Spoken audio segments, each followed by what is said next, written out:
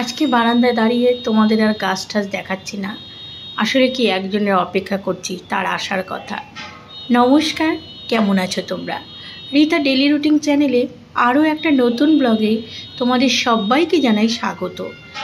বারান্দায় কিছুক্ষণ দাঁড়িয়ে থেকে আমি চলে আসলাম কিচেনে। কতক্ষণ দাঁড়িয়ে থাকবো বলো?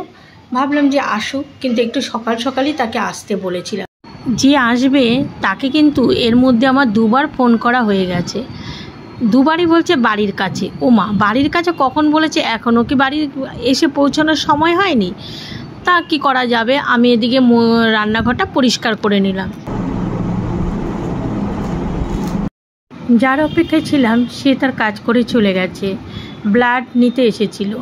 তা এখনও কিন্তু আমি চা বসাতে পারিনি।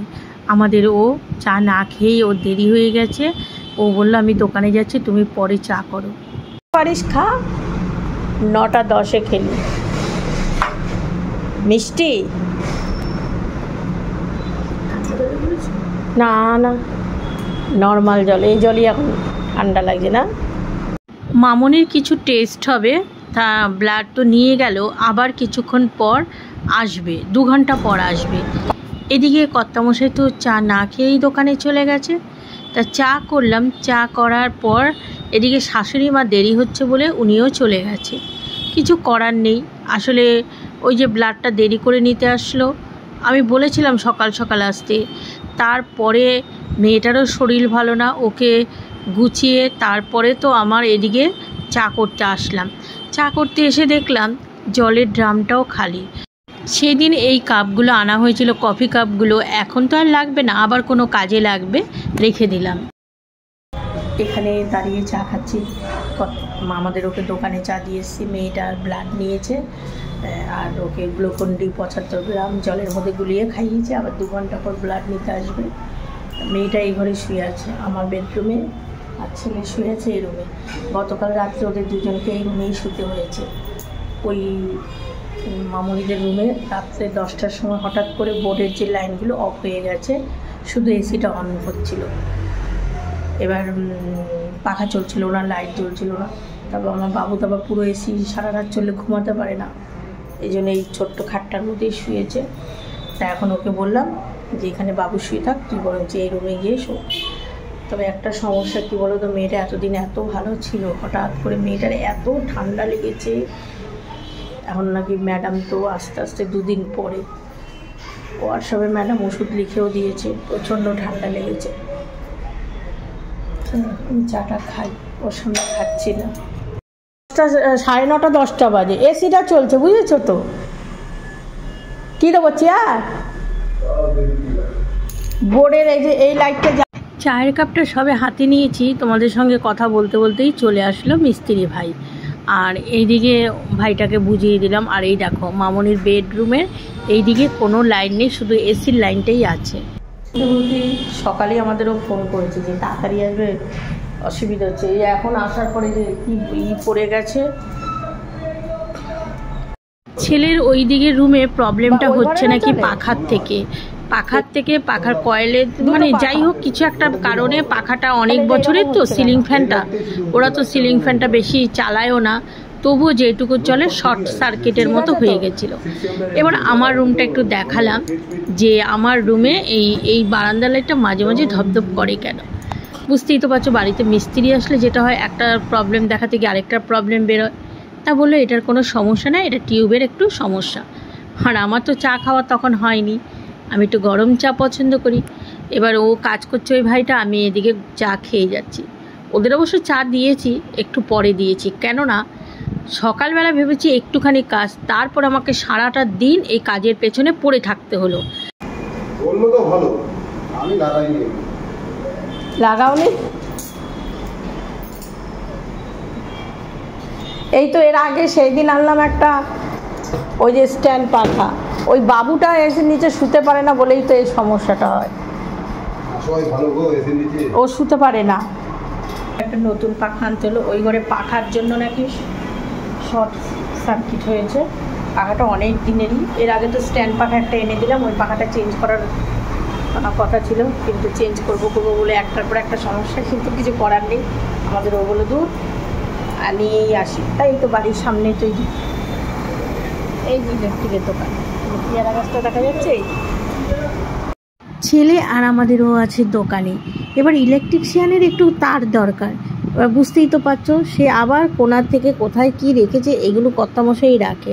ওকে জিজ্ঞাসা করলাম, ও বললো ওইখানে হাত দাও ঠিক পাবে। তার তারটা তো পেলাম। আবার মিস্ত্রি ভাইটাকে দিয়ে আমি ভাবলাম যে আমার কাজগুলো আমি করি, কারণ আমি কতক্ষণ দাঁড়িয়ে থাকবো। সকালে দাঁড়িয়ে রইলাম কতক্ষণ, ওই যে ব্লাড নিতে আসবে তার জন্য। কিন্তু দেখতে দেখতে এই কাজের মধ্যে কখন যে 2 ঘন্টা হয়ে এসছে সেটারও আবার খেয়াল রাখতে হচ্ছে, কেননা আবার তো ওই যে ব্লাড নেবে তাকে আবার ফোন করতে হবে।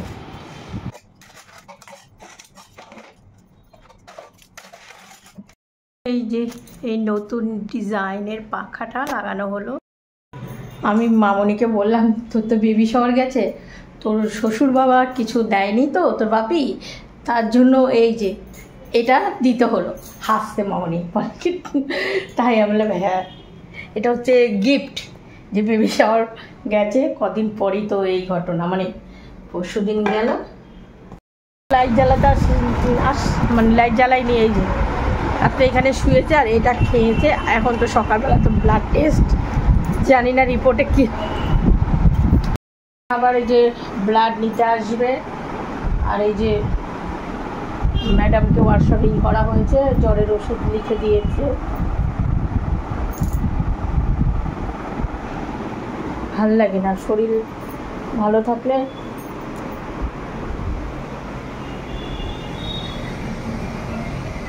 দাঁড়া আসছি আমি। তোমাদের তো দেখালাম যে পাখাটা লাগিয়েছে, আর এইদিকে পাখার যে ওয়ারেন্টি কার্ড এই সমস্তগুলো এখানে পড়েছিল, বাক্সটা আমি তুলে ঘরঠরগুলো ঝাঁট দিয়ে দিচ্ছি। মেয়েটার তো জ্বর, এবার একই কাজ আমি কিভাবে ডবল করে করেছি শুধু তোমরা দেখো। এই এখন পরিষ্কার করে নিচ্ছি, কিছুক্ষণ পর আবার মিস্ত্রি এসে ভাঙচুর শুরু করবে। যাবো ঠাকুর ঘরে, এখন আবার ওই যে মামনির ব্লাড নিতে আসবে। দেখতে দেখতে 2 ঘন্টা হয়ে গেল। যে ব্লাড নিয়েছে সে গিয়ে মনে কত রাজ্যের কাজ করে ফেলেছে, আর আমার কোনো কাজ হয়নি। 2 ঘন্টা আমি বলেছি 2 ঘন্টা অনেকক্ষণ লাগবে, দেখতে দেখতে দেখি এখন 2 ঘন্টা পার হয়ে, মানে 2 ঘন্টা হতে যায়। আসলে ঘরে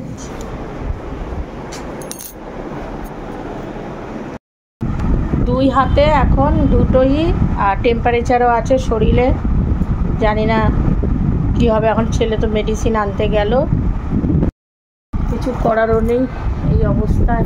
মেডিসিনও বেশি দেয়, কত বলি যে গা হাত পা স্নান এত করিস না, আর কাশিটা শুকনো কাশি। ব্লাড নিয়ে গেল, চল প্রেসক্রিপশনটা বাবুকে দিয়ে দিই। ওই কোনায় একটা ব্যাগ আছে, ওই ব্যাগের মধ্যে, হ্যাঁ হ্যাঁ ওই ব্যাগের মধ্যে।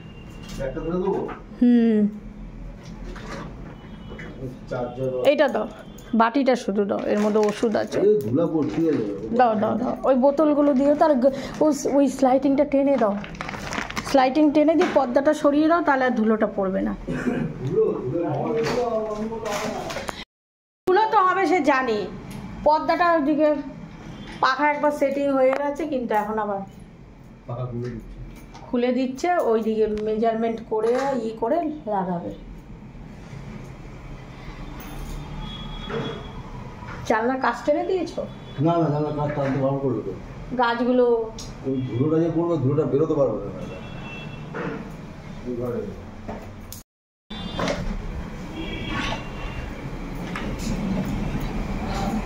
তোর গাছও ধুলো হয়ে যাবে, কিছু করার নেই।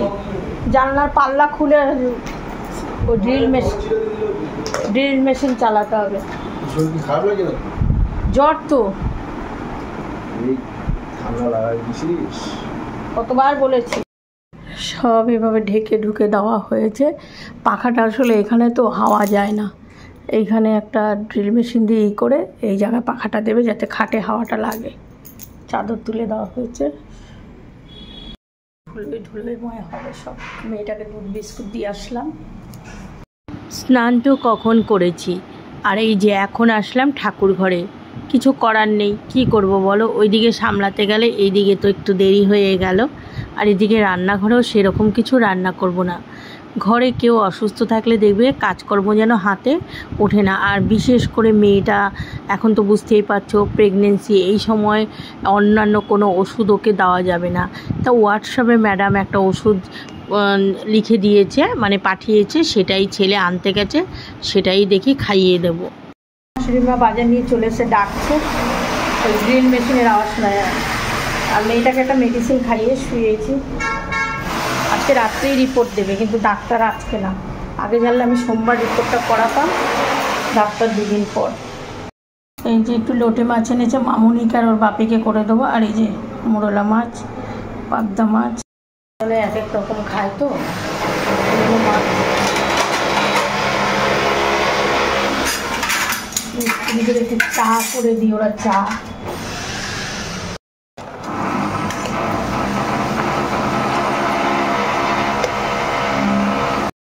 দুটো মিস্ত্রি ভাই কাজ করছে। আর বুঝতেই তো পারছো ড্রিল মেশিন দিয়ে কাজ করলে যে কি অবস্থা হয়, ওখান থেকে পাউডারের মতো এইখানে উড়ে আসছে সামান্য, মানে ওইটুকু কাজের জন্য।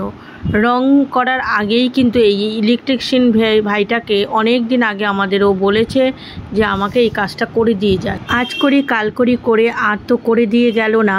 এবার দেখো সামনেই তো আমাদের আর কয়েকটা দিনের অপেক্ষা, আমাদের পুচকু বা পুচকা আসবে। তা এইবার হচ্ছে ওই পাখা, স্ট্যান্ড পাখা, তারপরে এসি, এগুলো না হাওয়াটা কিন্তু জোর লাগে। তার জন্য সিলিং ফ্যানটা যদি ঠিক জায়গা মতো মেজারমেন্টে না লাগানো হয় তাহলে প্রবলেম হয়। তা এই দেখো এরা সব কিছু রেখে, এই যে ওখান থেকে এই যে সবে ভাঙা শুরু হয়েছে, তারপর দেখতে পাবে। আর সব তো আমি পুরনো চাদর ঠাদর দিয়ে ঢেকে দিয়েছি আর পাউডারের মতো।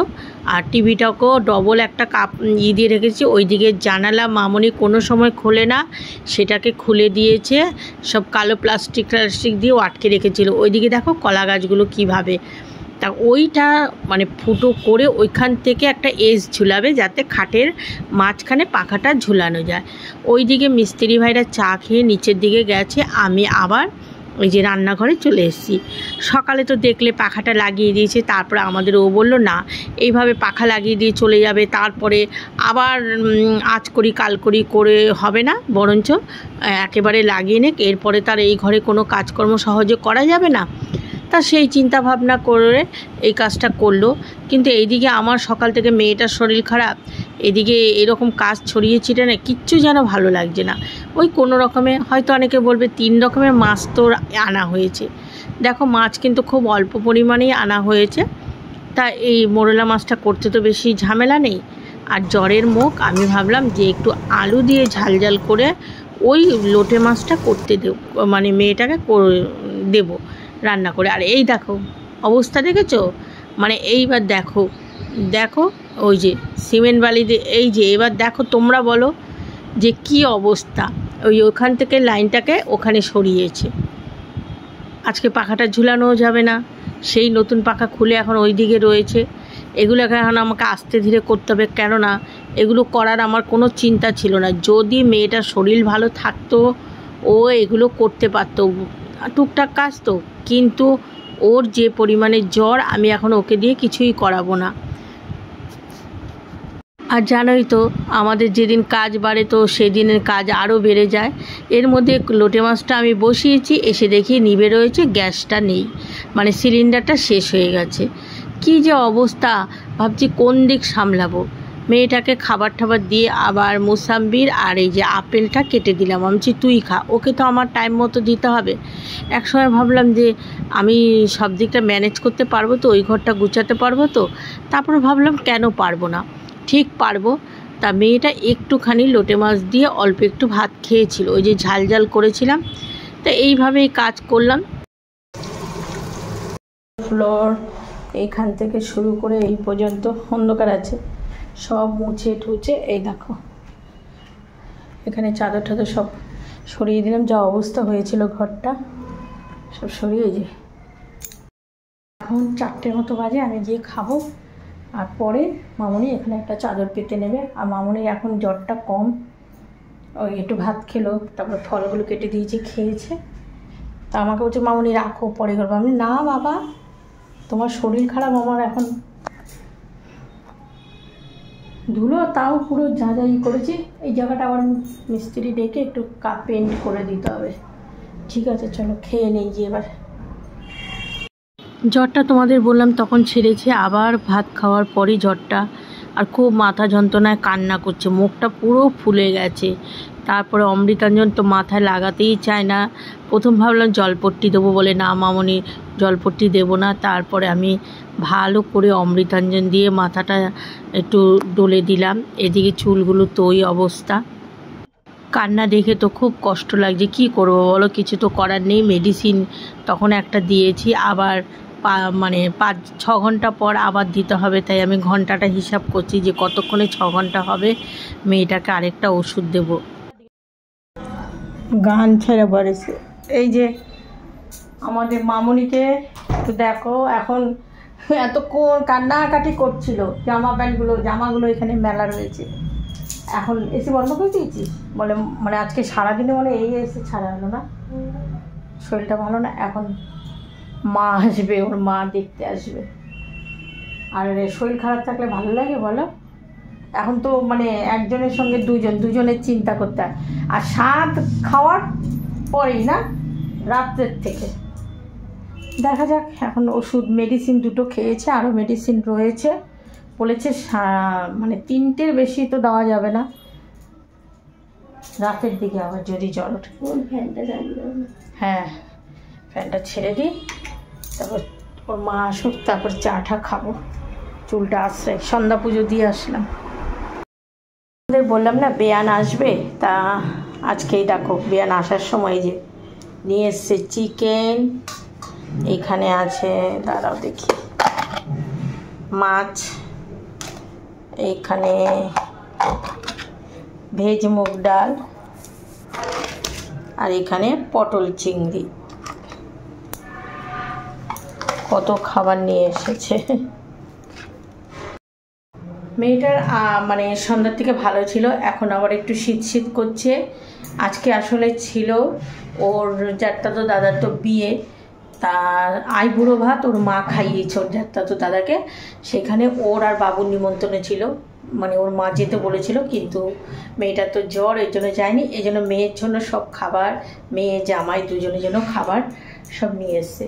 তা বিরিয়ানিটা দিয়ে একটু চা খেয়ে চলে গেল। ওর জন্য আবার চিপসও নিয়ে এসছে। এখন বাজে তারাও দেখি কটা বাজে, অনেক বাজে মেয়েটার, এখন বাজে 11টা 5। ভিডিওটা শেষ করি, চিন্তা তো হচ্ছেই বুঝলে, জ্বরটা যদি রাতের বেলা ওঠে আরও। শেষ করছি ভিডিওটা, দেখা হবে তোমাদের সঙ্গে আগামীকাল নতুন ব্লগে। সবাই ভালো থেকো, সুস্থ থেকো, সাবধানে থেকো। শুভরাত্রি, টাটা। আমি বারবার করে বলছি, মা রান্নাবান্না করে দিয়ে গেছে, অন্তত একটু খাবে না।